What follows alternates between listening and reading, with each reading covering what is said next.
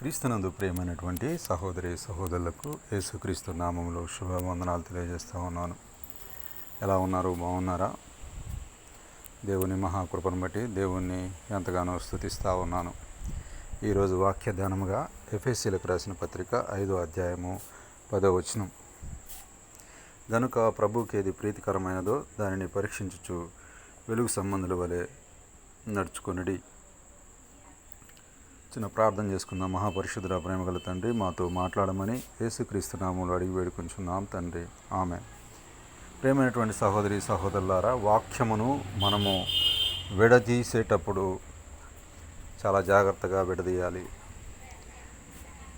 ప్రభు యొక్క ఆలోచన ఏమై ఉంది అనేటువంటి విషయాన్ని, ప్రభు యొక్క చిత్తం ఏమైనది అనేటువంటి విషయాన్ని మనము మన మైండ్లో ఉంచుకొని మనం వాక్యాన్ని విభజించితే చాలా మంచిది.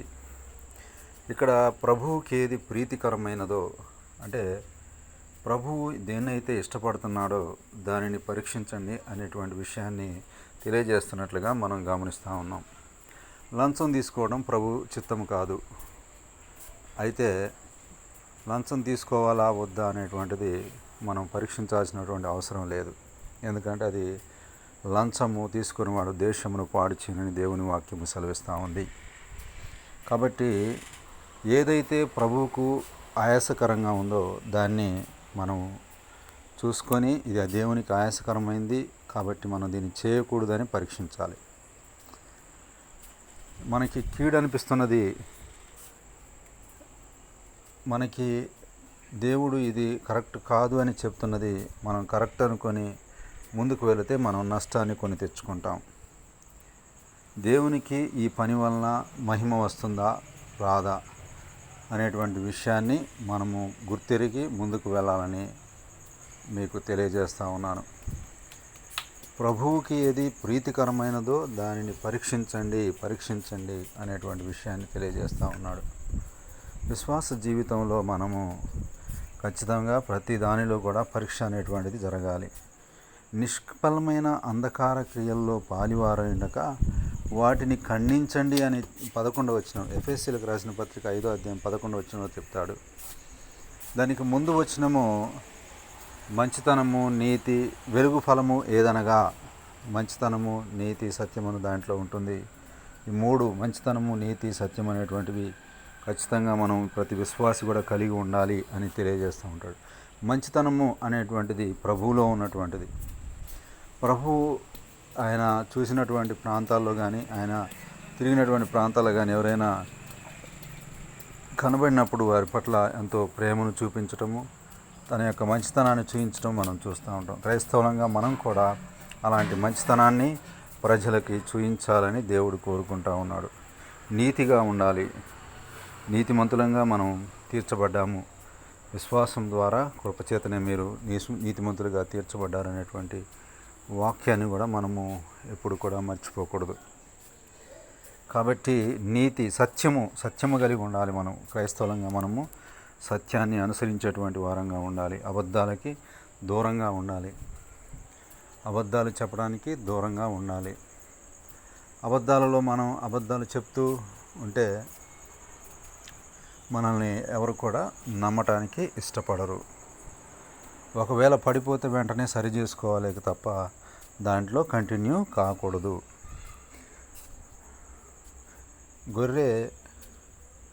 గొర్రెకి బురద అంటినప్పుడు దాన్ని శుభ్రం చేసుకోవడానికి ప్రయత్నిస్తుంది. పందికి బురద అంటినప్పుడు అది దానిలో సంతోషిస్తూ ఉంటుంది. కాబట్టి విశ్వాసిగా మనం పిలువబడుతున్నామంటే ఖచ్చితంగా గొర్రె యొక్క స్వభావాన్ని మనం కలిగి జీవించాలని దేవుని వాక్యము సెలవిస్తూ ఉంది. ప్రభువుకి ప్రీతికరంగా జీవించడానికి మనం ప్రయత్నం చేద్దాం. ప్రభు యొక్క సన్నిధిలో మనం కనిపెట్టడము, ప్రభు సన్నిధిలో ప్రభు యొక్క ఆలోచనలను గుర్తెరగటము, ప్రభు చిత్తానుసారంగా జీవించటము అనేటువంటిది ప్రభువు ఇష్టపడేటువంటి కార్యాలు. వెలుగు సంబంధుల వలె నడుచుకొనుడి. ఇదే అధ్యాయంలో మనకి ముందు మాటలు గమనించినట్లయితే, మీరు పూర్వమందు చీకటి అయింటిరి, ఇప్పుడైతే ప్రభునందు వెలుగై ఉన్నారు అనేటువంటి మాటని మనం గమనించవచ్చు. పూర్వమందు మన యొక్క జీవితం అనేటువంటిది ప్రభువు నమ్ముకోకముందు మన జీవితం అనేటువంటిది ఎటు పడితే అటు పోయినట్లుగా మనం గమనించవచ్చు. ఏదో ఒక రూట్లో మనం అది కరెక్ట్ అనుకొని వెళ్ళినటువంటి పరిస్థితులు ఉన్నాయి. చీకటి పనుల్లోకి మనం వెళ్ళాం, అంధకార సంబంధమైనటువంటి పనుల్లో మనం ఉన్నాం, చెడుతనంతో మనం ఉన్నాం, అసూయతో మనం ఉన్నాం. కానీ ప్రభువు నమ్మిన తర్వాత ప్రభు యొక్క హృదయాన్ని మనం కలిగి జీవించే వరంగా ఉండాలి. క్రీస్తు యేసు యొక్క మంచి సైనికుని వలె నాతో కూడా శ్రమను అనుభవించమన్నాడు పౌలు గారు. ప్రభువులో మనం జీవిస్తూ ఉన్నప్పుడు, వెలుగులో మనం ప్రయాణిస్తూ ఉన్నప్పుడు మన మీదకి చీకటి శక్తుల ప్రభావం అధికంగా ఉంటుంది. వెలుగులో అంటే పరిశుద్ధంగా జీవించినప్పుడు సమాజం కానీ సాతానుడు కానీ మనల్ని పడగొట్టడానికి ప్రయత్నిస్తూ ఉంటాడు. నిష్ఫలమైన అంధకార క్రియలలో పాలివార ఎండక వాటిని ఖండించమని చెప్పేసినటువంటి మాట అదే అన్నమాట. ఒకవేళ మనం పాపాన్ని ఖండిస్తే సొసైటీలో ఉన్నటువంటి కొంతమంది దాన్ని ఇష్టపడరు. దాన్ని ఖండించడానికి నీవెవరు అనేటువంటి పరిస్థితి కూడా ఉంటుంది. పాపములో పడిపోతూ ఉన్నప్పుడు మనల్ని ఎవరు కూడా ఏమీ అనరు.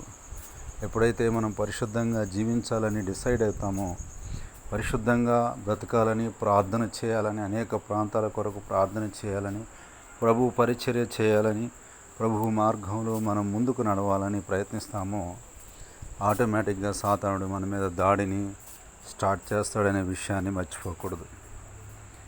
విశ్వాస జీవితంలో ముందుకు వెళ్తున్నా కొద్దీ మనకి శోధనలు, కష్టాలు, శ్రమలు అనేటువంటివి మన వెంట వస్తూ ఉంటుంటాయి. అయితే ప్రభువు నమ్మదగినటువంటి వాడు. ప్రభువు ఆయన శోధింపబడిన తర్వాత సువర్ణం వలె మనల్ని మార్చేటువంటి దేవుడు. బంగారము అగ్ని పరీక్షకి ఏ విధంగానైతే వెళ్ళాలో, విశ్వాస జీవితంలో విశ్వాసి కూడా ఆ విధంగా పరీక్షల గుండా వెళ్ళి దేవుణ్ణి ఘనపరిచేటువంటి వాడిగా, దేవుణ్ణి మహిమపరిచే వారిగా తయారు కావాలని దేవుడు కోరుకుంటా ఉన్నాడు. ఎప్పుడు కూడా మన మహిమను మనము ఘనత పొందాలనేటువంటి ఆలోచన వచ్చిందంటే అది సాతాను యొక్క ఆలోచన.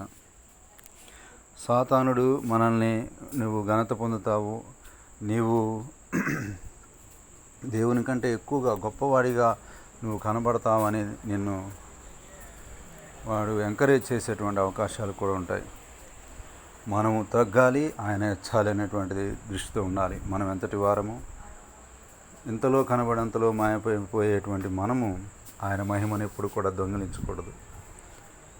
ఆయన ఎంతో పరిశుద్ధుడైనటువంటి దేవుడు. యేషయా తట్టుకోలేక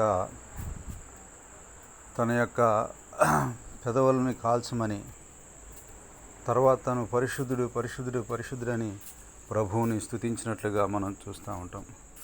అపవిత్రమైన పెదవులు గలవాడని దేవా అని చెప్పినటువంటి పరిస్థితులు ఉన్నాయి. కాబట్టి మనము ప్రభు యొక్క మహిమను ఎప్పుడు దొంగలించకూడదు. వెలుగు సంబంధుల వలె మనము నడుచుకోవాలి, చీకటి సంబంధుల వలె మనము నడవకూడదు. చీకటి కార్యాలలో మనము పార్టిసిపేట్ చేయకూడదు. చీకటి సంబంధమైనటువంటి వేటిలో కూడా మనం వెళ్ళటానికి ఇష్టపడకూడదు అనే విషయాన్ని మనము మర్చిపోకూడదు. దేవుడి మాటలను దీవించును గాక. ఆమేన్.